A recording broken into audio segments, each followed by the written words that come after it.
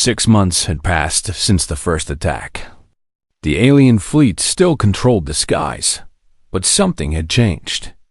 The easy victory the commander's intel had promised was nowhere in sight. Earth had become a nightmare. Deep beneath the Rocky Mountains, Dr. Laura Bennett worked in a laboratory that had not existed before the invasion. The walls were rough stone, carved out by machines that ran day and night. The air smelled like metal and sweat.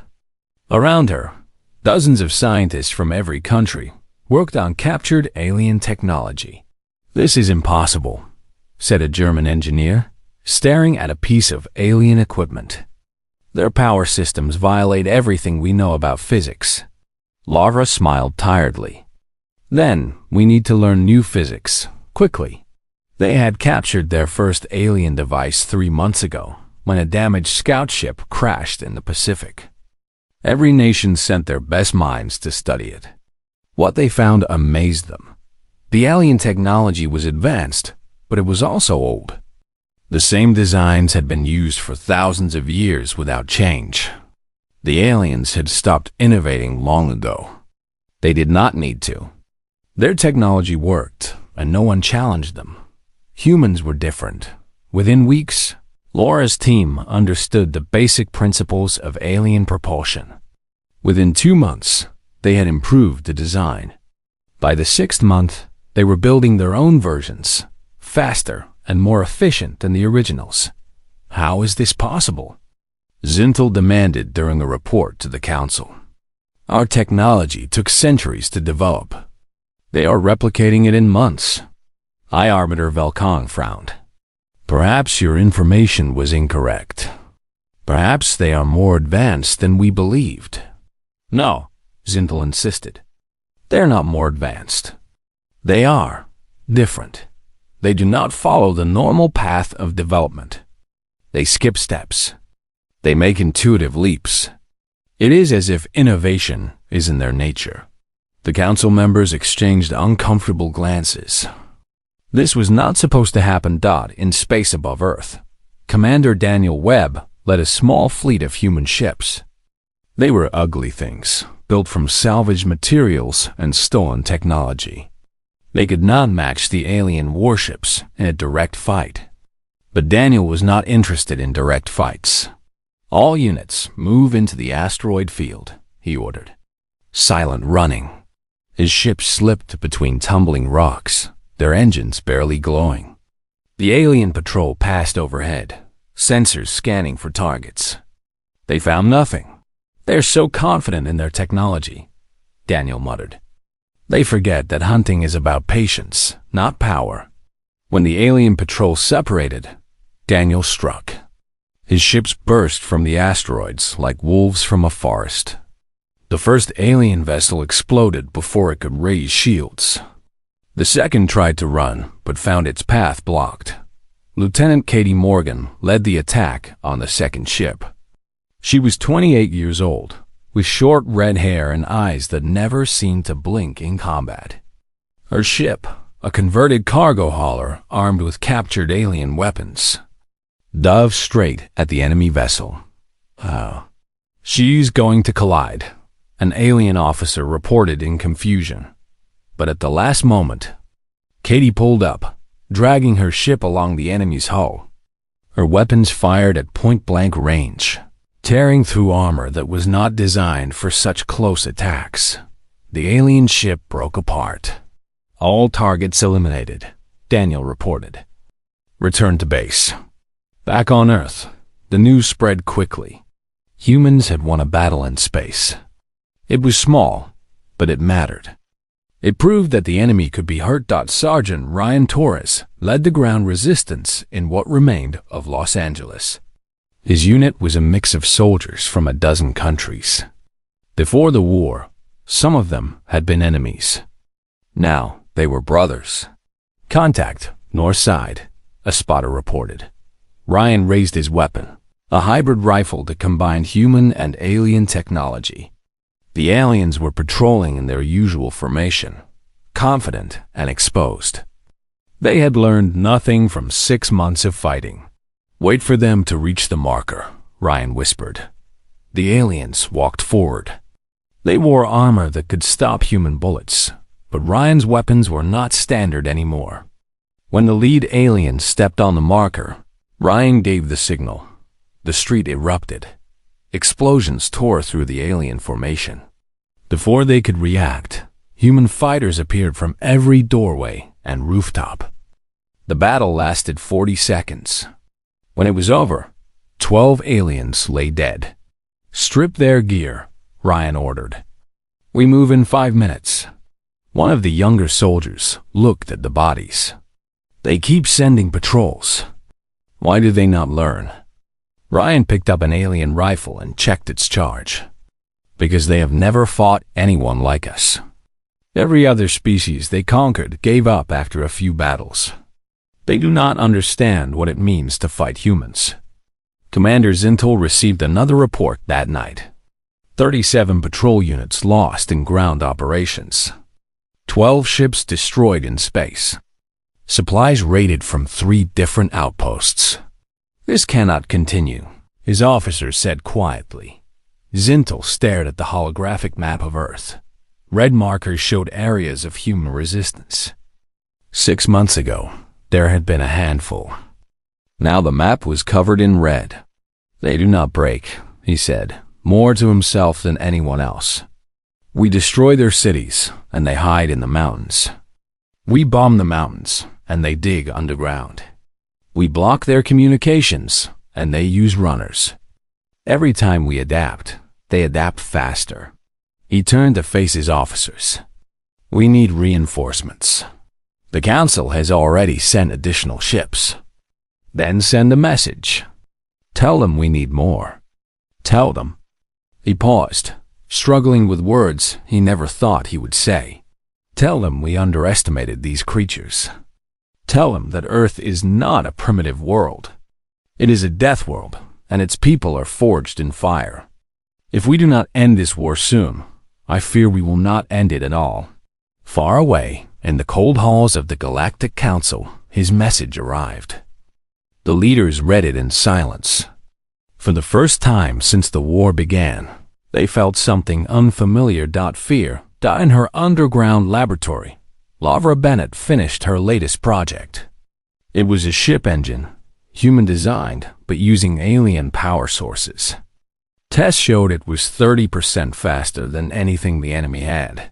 "How soon can we build more?" Admiral Cole asked. "If we prioritize, we can have a small fleet ready in 6 months." Cole nodded slowly. "Then we prioritize. It is time to stop defending. It is time to take this war to them."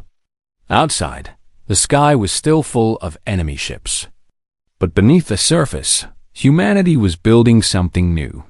Something the galaxy had never seen. A species that refused to die.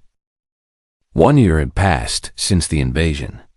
The world had changed beyond recognition. Cities that once held millions were now empty ruins. Forests had grown o'er highways. The old borders between nations no longer existed, but humanity had not fallen. Humanity had transformed. Deep in the shipyards beneath the Australian desert, Admiral Nathan Cole stood on a platform overlooking the largest construction project in human history. Dozens of warships filled the massive underground cavern, their hulls gleaming with a mix of human steel and alien alloys. They were beautiful and terrible, built for one purpose: war. "The fleet is ready, Admiral," Commander Daniel Webb reported, standing at attention beside him. Cole looked at the ships for a long moment.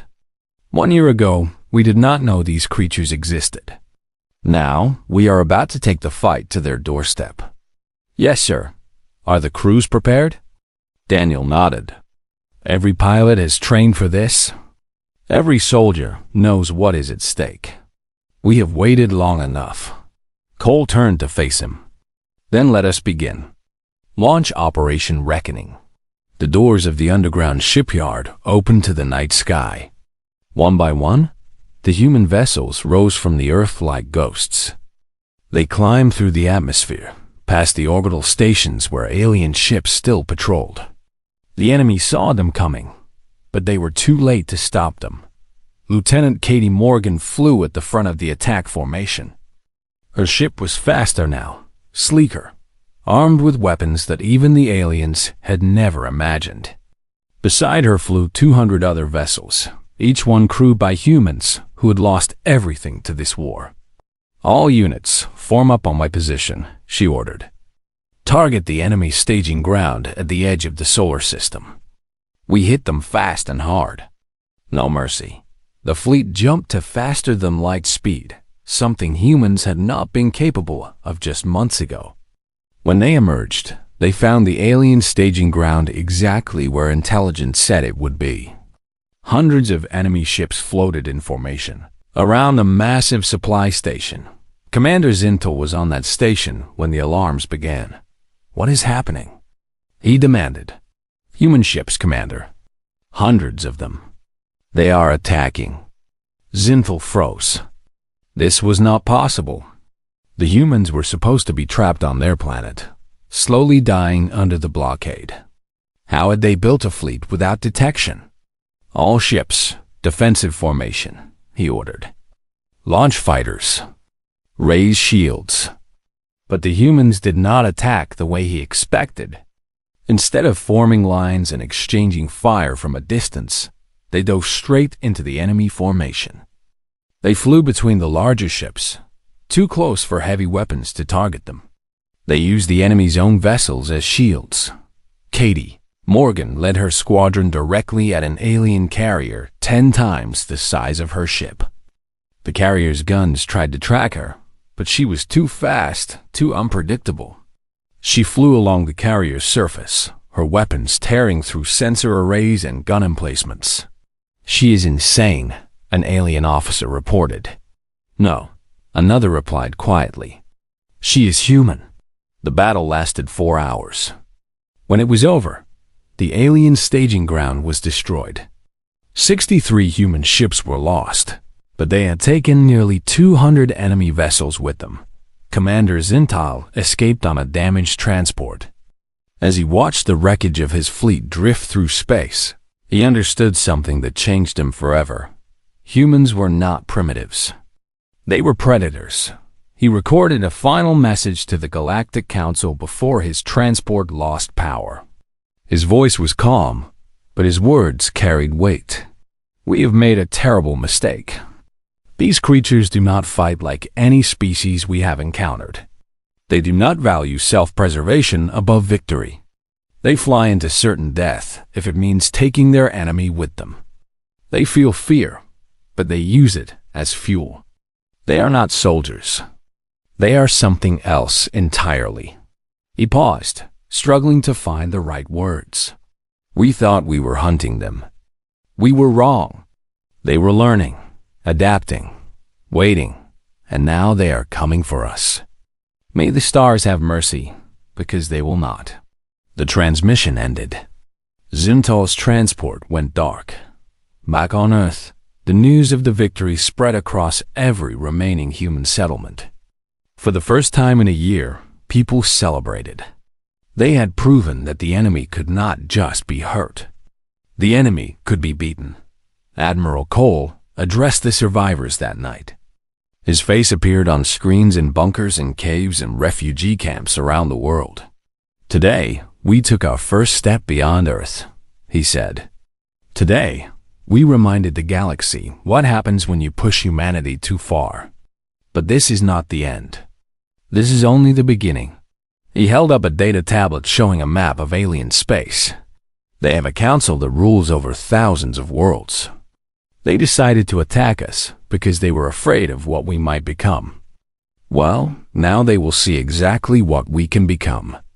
We will take their supply lines. We will free the species they have conquered. We will march through their territory until we stand before their leaders." His voice grew harder. "And then we will show them what justice looks like." In the medical bay of the command ship, Katie Morgan lay on a bed, her left arm wrapped in bandages. She had been hit during the battle, but she had refused to retreat. A piece of shrapnel had torn through her cockpit, nearly killing her. Daniel Webb sat beside her, holding her uninjured hand. The doctors say you will fly again, he said softly. Katie smiled weakly. Of course I will. We have a galaxy to conquer. Not conquer, liberate. She laughed, then winced from the pain. Is there a difference? Daniel thought about it. Yes, we are not like them. We do not fight for power or control. We fight because they gave us no choice. When this is over, we will go home. We will rebuild. But we will never forget. Katie squeezed his hand. Then let us finish this. Together. Outside the medical bay, the human fleet regrouped. New ships arrived from Earth every week, each one more advanced than the last. The factories never stopped. The scientists never rested. Humanity was not just surviving anymore. Humanity was winning, and the galaxy was about to learn what that meant. The Great Hall of Concordia Prime was filled with light. Hundreds of cameras floated in the air, sending images to billions of beings across the galaxy. Today was supposed to be a day of hope. Today, the war between humanity and the Velthari Dominion would finally end. Admiral Daniel Hawkins stood near the back of the human delegation. He wore his dress uniform, metal shining on his chest. His face showed nothing but calm satisfaction. Inside, his mind was racing with calculations and plans that no one in this room could imagine. 3 years of war had brought humanity to this moment. The Velthari had attacked human colonies without warning. They had burned cities and killed millions. Earth had fought back with everything it had, and slowly, painfully, the war had become a stalemate. Now the Velthari wanted peace. At least, that is what they claimed. Ambassador Linda Prescott walked toward the signing table with measured steps. She was a tall woman with gray hair and kind eyes. The galaxy saw her as a diplomat who wanted nothing more than to end the bloodshed. They were not entirely wrong. She did want peace. But she also knew the truth about what was really happening here. Supreme Arbiter Zelvan waited at the table. He was tall and thin, with blue-gray skin and 4 eyes that gleamed with barely hidden contempt. The Velthari leader looked at the humans, the way a predator looks at prey that has wandered too close. He believed himself to be the smartest being in the room. He was wrong. Ambassador Prescott, Zelvan said, his voice smooth and pleasant. This is a historic moment. Our two species, putting aside our differences for a better future. Linda smiled warmly. Indeed, Supreme Arbiter. Humanity has always desired peace. We are grateful for this opportunity. The words tasted like ash in her mouth, but she spoke them perfectly. She had practiced this performance for weeks. Every gesture, every expression was designed to make the Velthari believe that humans were desperate and naive. The treaty document appeared on the table, glowing with holographic text. The terms were generous. The Velthari would return captured human colonies. They would share advanced technology. Trade routes would open between their territories. It was everything humanity could have hoped for. It was also a lie. 6 months ago, Captain Marcus Cole had brought Admiral Hawkins a data chip. Cole was the head of human intelligence operations, a quiet man with sharp eyes who spent his life in the shadows. The chip contained intercepted Velthari communications, decoded after years of work by Earth's best cryptographers. The messages revealed everything. The peace treaty was a trap. The Velthari had no intention of honoring any agreement. They planned to use the peace period to rebuild their fleets and position them for a massive surprise attack. In 3 years, they would strike Earth itself with overwhelming force. Humanity would be destroyed before they even knew the war had resumed. Admiral Hawkins had read those messages in his private office. He had sat in silence for a long time. Then he had called a meeting with Earth's highest leaders. The decision they made that night would shape the future of humanity. They would sign the treaty. They would smile and shake hands and pretend to believe every word the Velthari said. And in secret, they would prepare for the war that was coming.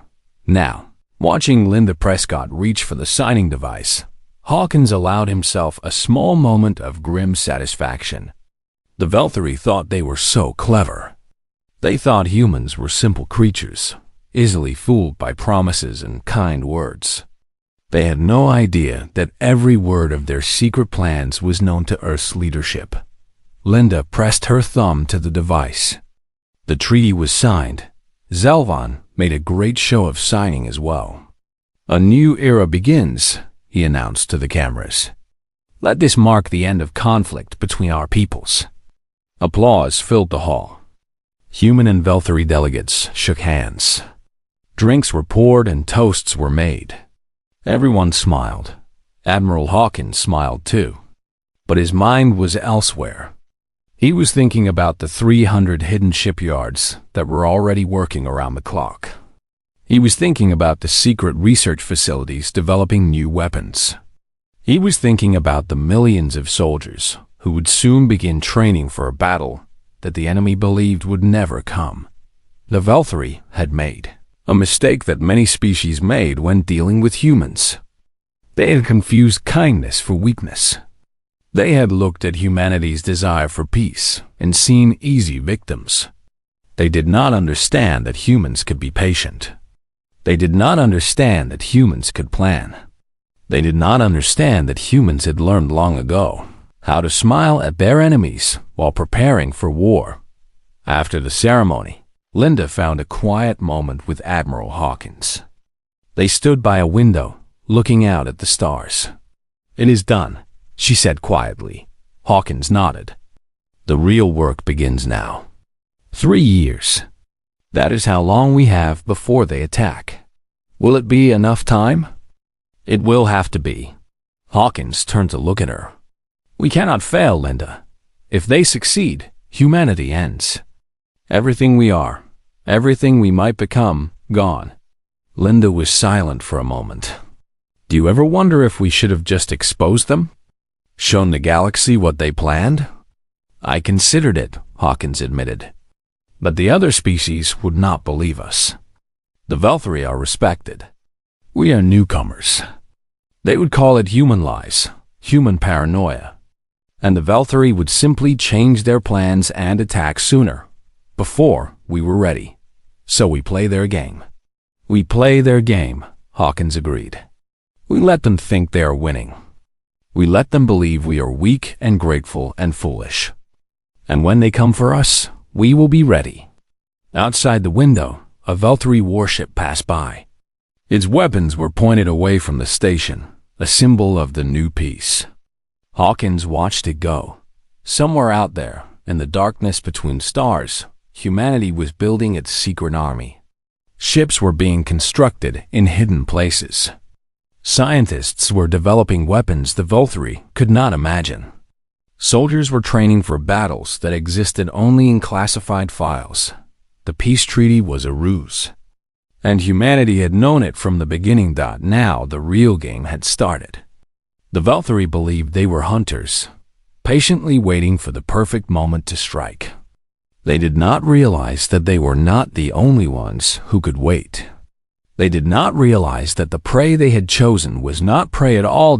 In 3 years, they would learn the truth. And by then, it would be far too late. The Battle of Sol raged across the entire solar system. From the orbit of Earth to the asteroid belt, fire and death filled the darkness of space. But it was not the death that the Velthari had planned. It was their own destruction. Admiral Hawkins watched the tactical display with fierce concentration. Every human ship was a light on the screen. Every Velthari vessel was marked in red. And the red lights were going dark, one by one.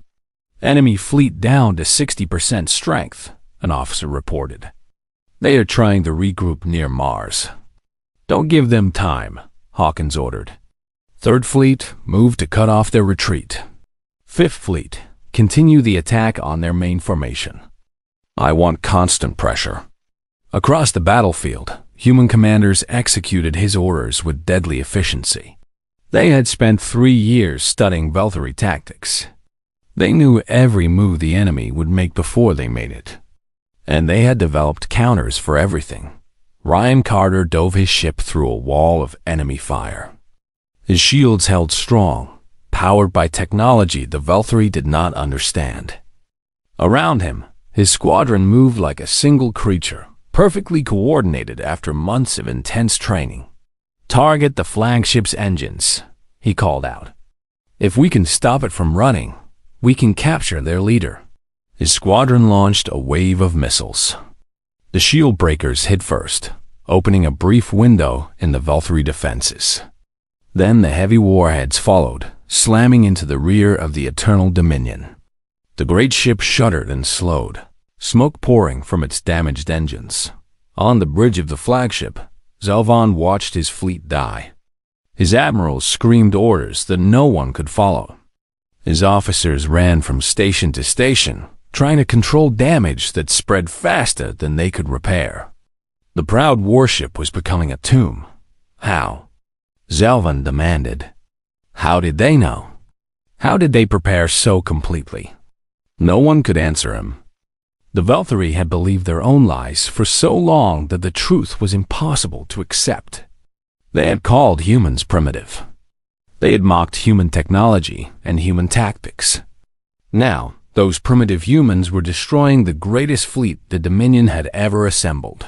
Near Mars, Colonel Derek Shaw led ground defense operations. Valkyrie landing ships had tried to reach the human colonies on the Red Planet. They had expected easy targets, civilians who could not fight back. Instead, they found fortresses. "Third wave repelled," Shaw reported to Admiral Hawkins. "The colony shields are holding. Enemy ground forces are retreating to their transports." "Don't let them leave," Hawkins replied. "Every soldier they save is one more we have to fight later." Shaw smiled grimly and gave the orders. Defense cannons opened fire on the retreating transports. Very few escaped. In her research station near Jupiter, Dr. Patricia Vance monitored the performance of every new weapon system. Her team had worked for 3 years to develop these technologies. Now they were seeing the results in real time. Shield breakers performing at 115% efficiency, she announced. "The new engines are giving our ships a 20% speed advantage, and the enemy has no counter for our targeting systems." "Any problems?" asked her assistant. "None. Everything is working exactly as designed." She allowed herself a small moment of pride. Her work was saving human lives and ending Valkyrie ones. The long nights and difficult challenges had been worth it. Back in Earth orbit, the battle entered its final phase. The Valkyrie fleet had been cut to pieces. Less than 500 ships remained from the original 2,000. They were surrounded, damaged, and out of options. Admiral Hawkins opened the channel to the enemy flagship. "Supreme Arbiter Zelvan, your fleet is destroyed. Your invasion has failed. You have one chance to save the lives of your remaining crews. Surrender now, unconditionally." Zelvan appeared on the screen. His blue-gray face was pale with shock and defeat. His 4 eyes, once bright with contempt, were now dull and empty. "You tricked us," he said weakly. "You pretended to be weak." "We pretended nothing," Hawkins replied. "You saw what you wanted to see. You believed what you wanted to believe. We simply did not correct your mistakes." "How did you know about our plan?" Hawkins considered whether to tell him. Then he decided that the truth would hurt more than any weapon. "Your encrypted communications. We broke them 4 years ago, before the treaty was even proposed. We read every message you sent. We knew your attack date, your fleet positions, your tactics. We knew everything." Zelvan closed his eyes. 4 years. They had thought their codes were unbreakable. They had spoken freely about their plans to destroy humanity. And humans had been listening the entire time. "Surrender, Arbiter," Hawkins said, "or die with the rest of your fleet. The choice is yours." For a long moment, Zelvan was silent. Around his flagship, the last Valkyrie ships were being destroyed or disabled.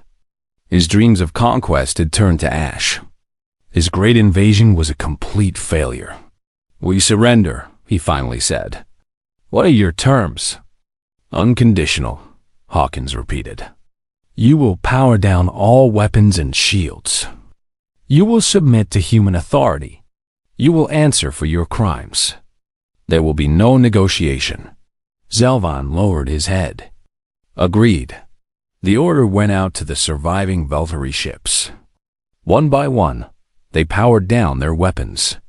Human vessels moved in to secure them, taking prisoners and controlling the damaged ships. The Battle of Seoul was over. Humanity had won. Admiral Hawkins sat back in his chair and allowed himself one moment of relief. 3 years of secrets and shadows.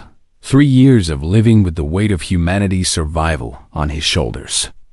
It was finally over, but as he looked at the destruction floating in space, he knew that the real work was just beginning. The war was won, but the peace still had to be built. And this time, it would be a real peace on humanity's terms. The galaxy had watched the Battle of Seoul in stunned silence. Every species with access to interstellar communications had seen the images. The mighty Valkyrie fleet reduced to burning wreckage. Human warships, thousands of them, emerging from hiding places no one had suspected. A complete and total reversal of what everyone expected. For decades, other species had looked at humanity as newcomers, young, inexperienced, perhaps a little foolish in their optimism about peace and cooperation. The Valkyrie had certainly believed this. They had built their entire invasion plan around the assumption that humans could be easily fooled. Now the galaxy knew the truth. Humans were not naive. They were patient. And when pushed, they could push back harder than anyone imagined. Ambassador Linda Prescott returned to Concordia Prime, the same hall where she had signed the false peace treaty. 3 years ago now hosted a very different ceremony. This time, humanity held all the power. The Valkyrie delegation was small and humble. Supreme Arbiter Zelvan was not among them. He was being held on Earth, awaiting trial for war crimes. In his place came a young diplomat named Thelon. His eyes held none of the contempt that Zelvan had shown. Instead, there was something that looked almost like respect. "The Dominion accepts all terms," Thelon said quietly. "We will withdraw from human space. We will pay reparations for the colonies we destroyed. We will submit to inspections of our military facilities." Linda nodded. The terms were harsh but fair. Harsh enough to prevent the Valkyrie from trying again. Fair enough to allow them to survive as a civilization. "There is one more condition," she said. "You will tell us who else knew about the plan. Which other species supported your invasion. We will not accept claims that the Dominion acted alone." Thelon hesitated. This was the part that would cause problems with the rest of the galaxy. Several species had quietly encouraged the Valkyrie attack, hoping to see humanity destroyed or weakened. Revealing their names would create powerful enemies, but he had no choice. The humans had won. They made the rules now. "I will provide a complete list," he agreed. After the public ceremony, Linda met privately with Admiral Hawkins. They sat in the same room where they had discussed their secret plans 3 years before. Now, finally, they could speak openly. "It is strange," Linda said. "We won. We saved humanity. But I feel tired more than happy." Hawkins understood. The weight of what we did. The secrets. The deception. Even though it was necessary, it leaves a mark. "Do you think we did the right thing?" He considered the question carefully. "We did what we had to do. The Valkyrie would have destroyed us. Every man, woman, and child on Earth and in our colonies. Against that, our deception seems small. I wonder if they will ever trust us again. Any of them. After seeing what we can do." Some will trust us more, Hawkins said. They will know that we honor our real promises, that we only deceive those who mean us harm. He paused. Others will fear us, and perhaps that fear is not a bad thing. Perhaps it will prevent the next war before it starts. In the weeks that followed, the full story emerged. Humanity had not acted entirely alone. A Velthari scientist named Rethan had discovered the invasion plan years before the treaty.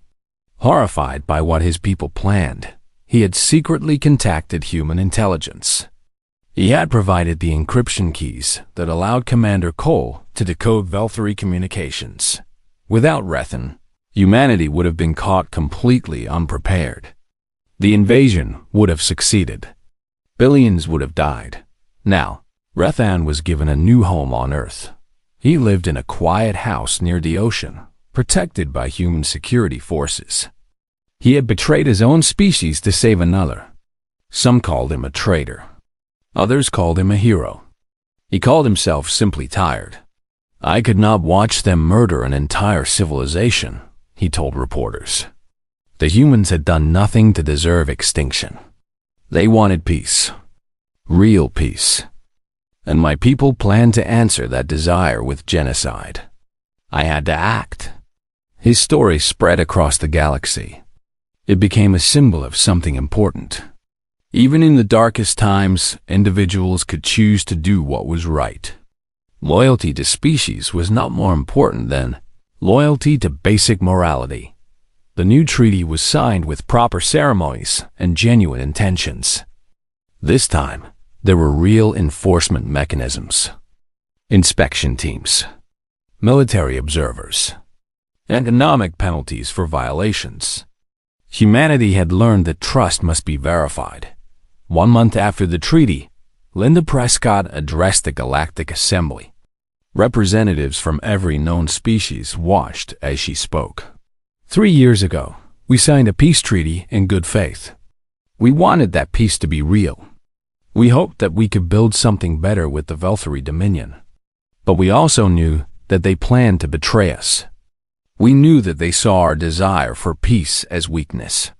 She paused, looking around the great hall. We chose to let them believe their deception was working. We chose to prepare in secret while smiling in public. Some might call this dishonest. But we did not start this conflict. We did not plan genocide against an entire species. We simply refused to be victims. Her voice grew stronger. Let this serve as a message to every species in this galaxy. Humanity prefers peace. We always have. We would rather trade than fight.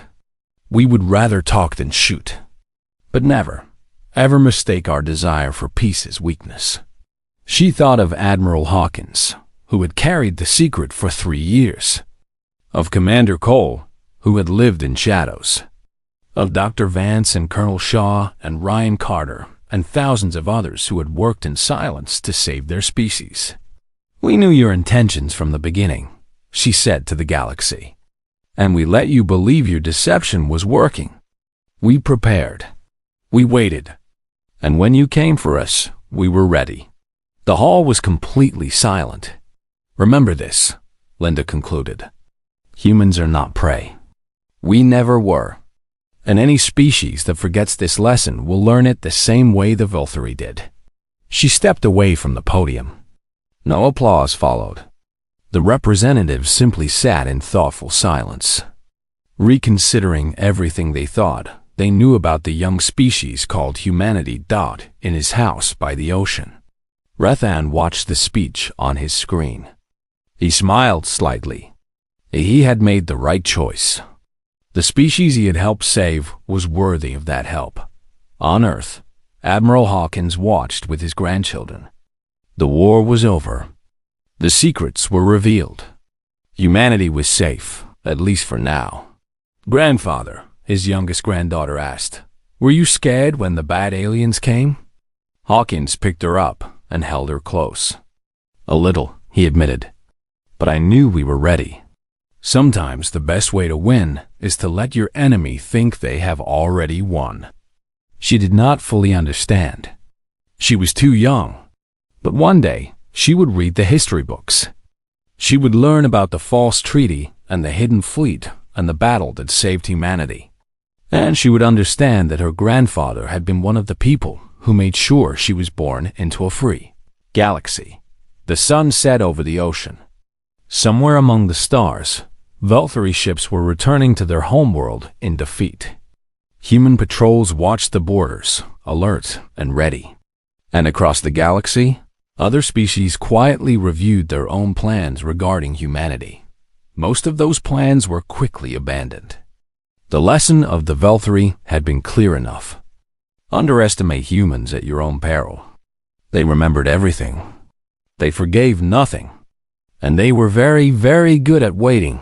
The peace that followed was real.